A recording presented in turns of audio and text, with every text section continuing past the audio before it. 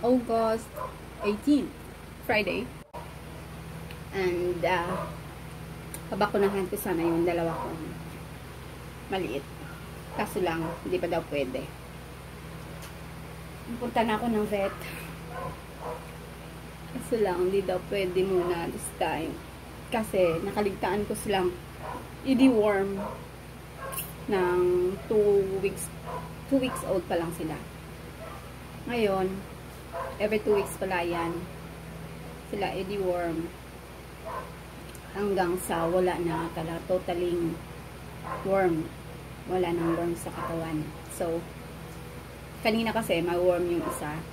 Kasi nung nag-deworm ako last 16th August, kasi lang sabi nga dapat every 2 weeks. Nang lumatang nang nag 2 weeks sila, tsaka sila bigyan ng deworming. Ngayon, kasi hindi ko alam. So, tanong ako dun sa kaibigan ko na meron siyang ganyang aso Shih Tzu. Gano'n naman ang sinabi niya sa akin. Kaso nga lang, nag 1 month na sila. Supposed to be na mag-deworm ako ng 2 weeks old pa lang sila. So, nakaligtaan ko yun. So, ngayon, kausap yung vet kanina, sabi is, after 2 weeks na ulit, akala ko, pwede ako mag-deworm mag-deworm ulit ngayon. Kasi nga, di ba, nakaligtaan ko yung 2 weeks. Sabi, no, kailangan, after 2 weeks ka ulit, mag-deworm. Hindi yung, ipapatch up mo yung nakaligtaan mong 2 weeks kaagad. Hindi pwede. Kailangan, sundin na lang yun. Tapos, hindi daw pwede na nag-deworm ka at the same time, tusukan ng vaccine. Hindi daw pwede. So, after a week daw, na matapos yung second deworming nila, ay pwede na daw akong mag-vaccine. Kasi, actually daw, ang vaccination is 6 weeks, sabi. Akala ko, 1 month nga, pwede na mag-vaccine.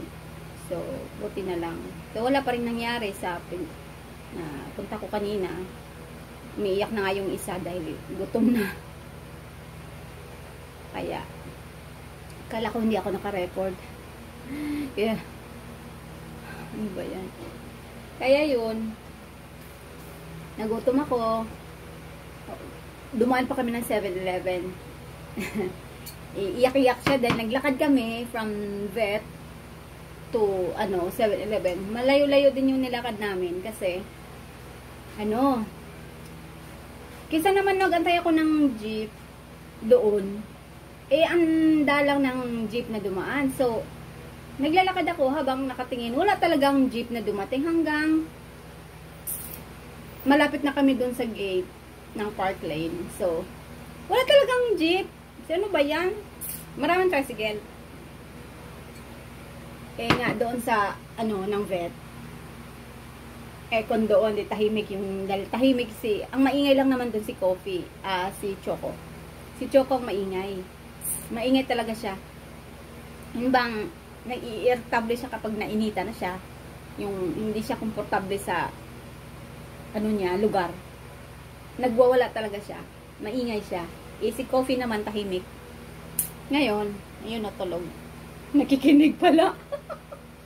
Nakikinig. Sabi niya, chinichismis mo ako, mama, ha? Dilatiyo. Ngayon, sabi ko,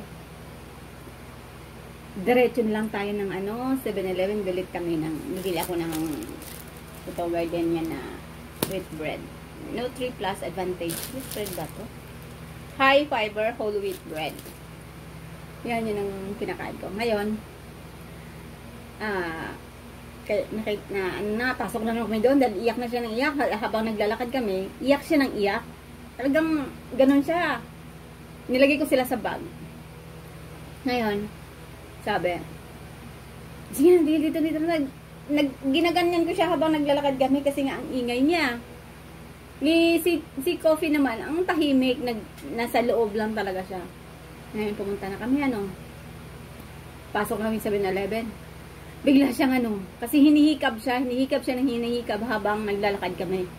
Ngayon, pasok na kami 7-Eleven, umiikot ako dahil naghahanap ako ng bread. Ikot kami ng ikot, ano. Ayun, tulog. Ganun talaga siya, tulog. Nakalaylay na yung ulo niya dito sa ano. Tulog siya. Tapos, nag-stay pa kami ng ilang minuto doon kasi nga gusto ko siyang makatulog talaga. Para pag sakay namin ng tricycle, hindi na siya. Ayun. Natulog din, hindi na nagising. Naglakad na naman kami dito dahil dumaan ang palengke. Doon ako bumaba sa palengke. Ayun. Nagising na naman siya. Nag-ik-ik-ik na naman. Ik-ik-ik-ik. Gamano na naman siya. Ayun, nagising. Ay!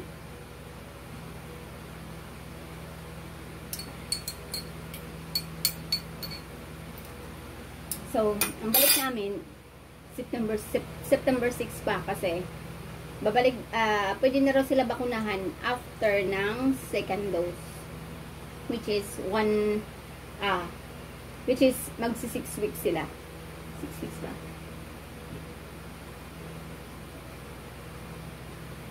At least daw 7 weeks na. At least daw naka second dose, second deworming kami.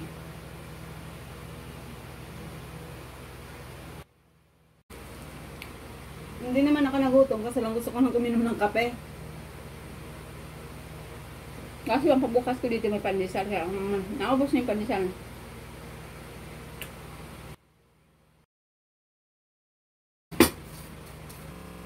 Ay, init, grabe.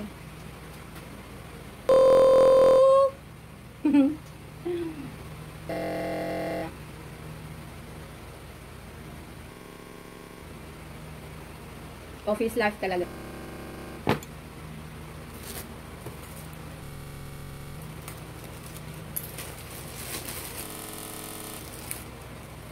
Ito pala ako nag-shot. 23%.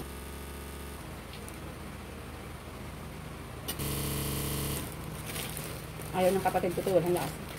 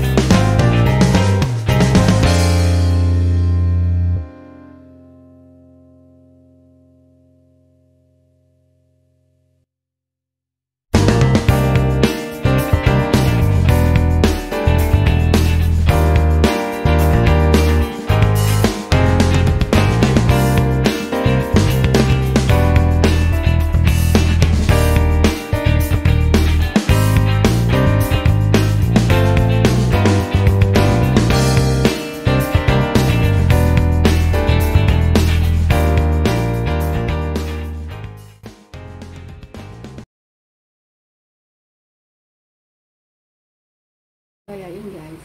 Well anyway, thanks for watching. This is Milo Vlogs again. Nandito pa ako sa Pilipinas. Nagmuni-muni. At syempre, magtrabaho pa tayo ulit. Kasi para sa ating ekonomiya. Maraming salamat guys. And thanks for watching. This is Milo Vlogs again.